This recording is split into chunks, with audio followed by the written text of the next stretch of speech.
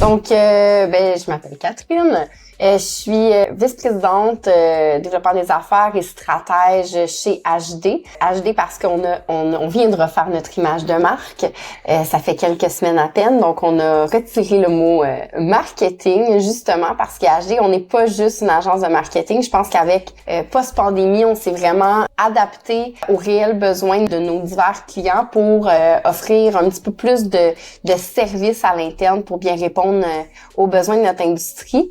Donc, nous, on est spécialisé vraiment en tourisme et plus précisément en hôtellerie. Donc, tous les membres de notre équipe, en fait, proviennent de ce milieu-là avant même d'avoir touché au marketing. Donc, je pense que c'est ça qui fait notre force, c'est qu'on est vraiment des professionnels de notre industrie. Quand un client vient voir HD, qu'est-ce qu'il recherche Comparativement d'autres agences marketing qui seraient plus des exécutants, comme on fait partie vraiment de la stratégie, la différence, c'est que nous, on est vraiment tributaire des résultats concrets, donc du tarif moyen, des revenus, du nombre de nuitées générées. Donc, tu parlais de l'hôtellerie, donc des clients dans l'hôtellerie. À quoi ressemble une communication pour un hôtel? Ça va être quel type de contenu qui vont être vous allez être amené à créer pour vos clients? On fait vraiment 360 parce que, comme j'ai dit, on va faire de la rédaction plus longue, c'est-à-dire des plans d'affaires, des plans marketing, des images de marque, du positionnement, axe de communication, ligne éditoriale. Donc ça, c'est de la rédaction qui prend plus de temps. Comme on va aussi, on a une spécialiste en marketing numérique qui, elle, va faire tout le contenu pour les infolettes, les réseaux sociaux, des textes pour les sites web, des textes pour des campagnes, des stratégies SEO, donc au niveau du AdWords.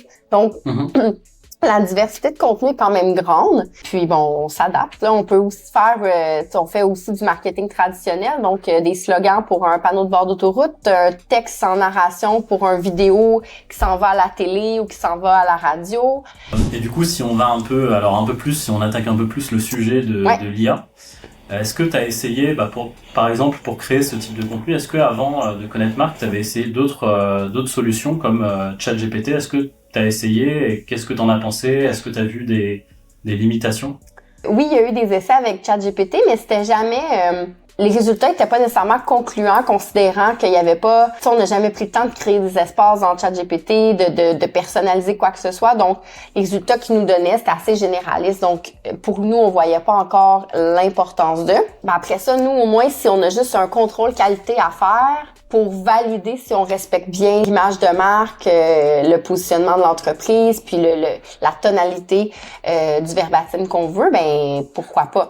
Et c'est intéressant quand tu disais sceptique, c'est-à-dire que est-ce qu'il y avait des craintes avant d'intégrer l'IA dans ta stratégie, ou est-ce que vous saviez pas par où commencer peut-être aussi, ou est-ce que vous en étiez à Je pense qu'on avait simplement peur que ça brise cet aspect humain puis le côté personnalisé. En hôtellerie, hospitalité, hôte, l'humain est encore important. Mais au contraire, quand on se met à travailler avec, on se rend compte que dans le fond, ça nous rend juste encore plus efficace à des tâches où on a vraiment une valeur ajoutée à faire. Oui. Puis ça nous permet de sauver du temps puis d'être plus efficient puis de faire du contrôle qualité ou de venir peaufiner les textes ou de venir les ajuster sans nécessairement être pris devant une page blanche pendant plusieurs heures de temps. Donc, c'est sûr que ça nous donne le petit coup de pied là, pour être plus efficace et productif.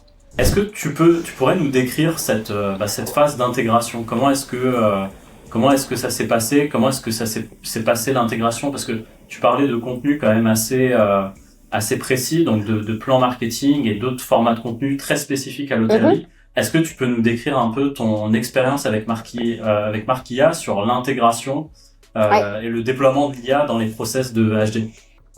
Donc, je pense que c'est ça qui est le fun aussi, c'est que on n'est pas juste pris devant un logiciel, on a une équipe support en arrière qui nous aide, qui nous assiste, que quand on leur fait une demande, ils vont aller adapter l'intelligence artificielle, Marquia pour que le logiciel soit encore plus à l'écoute de nos besoins, parce que c'est ça, comme c'est une employée, il faut prendre le temps de l'intégrer, il faut prendre le temps de le nourrir, d'améliorer ses connaissances pour que quand nous on lui fasse une demande, qu'elle réponde bien à notre question en fait.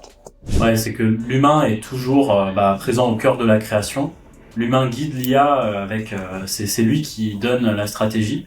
Et est-ce qu'il y a eu peut-être des tâches redondantes que l'IA a pu aider l'équipe à réduire des tâches qui sont vraiment tu vois, à pas très forte valeur ajoutée, et que vous chez HD vous avez pu réduire en termes de temps pour vous concentrer sur des tâches à plus forte valeur ajoutée? La rédaction des posts pour les réseaux sociaux, ça c'est sûr et certain que c'est un game changer là, parce que la personne qui s'occupe de ça à l'interne peut sauver énormément de temps, parce que elle va, si on a bien nourri l'IA encore une fois, puis qu'elle donne la thématique, puis c'est quoi le sujet ou l'objectif, ben rapidement ça va nous sortir des publications qu'elle va juste avoir à revalider puis à changer quelques mots. Donc c'est sûr que à ce niveau-là, oui, ça c'est un game changer. Ok, super intéressant. Et comment est-ce que tu as pu au tout début de l'intégration, comment est-ce que tu as pu fédérer ton équipe sur l'intégration de l'IA? Comment est-ce que tu as pu les convaincre de l'IA? Est-ce que eux, ils ont eu aussi des difficultés à prendre l'outil en main? Comment ça s'est passé, surtout au tout début, tu vois, pendant les premières semaines? Est-ce que vous avez rencontré des challenges, des difficultés? Et si oui, comment est-ce que vous avez pu les surmonter? On est vraiment c'est nouveau, on sait pas comment faire, on sait pas comment ça fonctionne, on sait pas c'est quoi les limitations non plus. Je voulais pas l'imposer parce que je voulais pas changer les méthodes de travail de chacun. Je pense que, en tout cas pour nous, dans notre équipe à nous, ça a été la bonne façon de faire, parce que ça a permis de tout le monde de l'apprivoiser à son propre rythme, en allant chercher les formations nécessaires pour que ça devienne plus utile puis plus agréable de l'utiliser. Aujourd'hui, je pense que tout le monde l'utilise dans l'équipe de façon efficace et efficiente. Et est-ce que en interne, vous avez pu estimer le gain de temps? Alors là, tu me parlais par exemple, j'ai économisé 1 heure sur un contenu, sur un texte. Sur tout l'ensemble des collaborateurs, est-ce que tu as pu estimer un gain de temps en termes d'heures? Là, tu parlais d'efficacité et de productivité, donc je suis intéressé d'avoir ton retour sur en termes de gain de temps. Donc, présentement, je serais pas capable de donner de chiffres concrets, mais très certainement qu'on sauve énormément de temps, là. Mais j'imagine que dans le futur, je vais être capable de mieux le calculer. Mais pour l'instant, j'ai pas de chiffres, mais c'est sûr et certain qu'on sauve énormément de temps, là. Et ce temps que tu gagnes sur la rédaction avec tes équipes, c'est quoi, si on se projette, c'est quoi votre stratégie? Est-ce que c'est d'accompagner encore plus de clients, ou comment ce temps gagné, comment est-ce que vous allez l'utiliser justement? Je suis curieux. Est-ce qu'un jour on pourra se permettre d'avoir plus de clients? Oui, mais là, je pense que présentement, notre stratégie, c'est pas tant d'avoir plus de clients, mais de se permettre de faire encore plus d'actions avec chaque client qu'on faisait avant. Okay. Donc, comme on est en temps facturable, on se le cachera pas, là, la majorité des agences sont comme ça, ben à un moment donné, t'es comme saturé en termes de quantité d'actions que tu peux déployer pour le temps que t'as d'allouer. Mais là, si je suis capable d'être plus efficace et efficiente dans le même valeur de contrat que j'offre à mon client, puis que je suis capable de pousser beaucoup plus d'actions, puis de faire du placement beaucoup plus 360 dans le même contrat de service, ben tant mieux, c'est un win-win. Donc, et pour le client qui paiera pas plus cher, et pour moi qui devient plus efficace puis qui est capable d'en donner plus à mon client. En fait, c'est plus de qualité, donc beaucoup plus de temps, beaucoup plus de qualité apportée au client, de valeur ajoutée. Et lui, de son côté, aussi des économies, parce que vous, ça vous prend du temps. Donc, c'est vraiment un cercle vertueux au final. Tout le monde est gagnant. Il y a un peu plus de bien-être aussi, où vous ne travaillez pas tout le temps dans l'urgence. Vous pouvez vous concentrer encore plus sur chacun de vos clients. Ok, je comprends. Et justement, alors en parlant de clients, est-ce que tu peux nous décrire concrètement un cas où vous avez intégré Marc pour un de vos clients?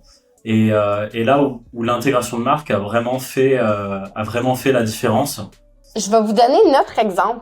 Okay? Nous, on n'aurait jamais eu le temps de refaire notre image de marque dans les derniers mois. Ouais. Jamais. Ça aurait tombé en dessous de la table comme tout le temps, parce qu'on est cordonnier mal chaussé, puis que quand on n'a pas le temps de faire, quand on est serré dans le temps, ben c'est nos réseaux sociaux à nous qu'on coupe, c'est nos infolettes à nous qu'on coupe, puis c'est notre visibilité à nous qu'on coupe en premier avant de couper celle de nos clients. Donc, jamais on n'aurait eu le temps de refaire notre image de marque.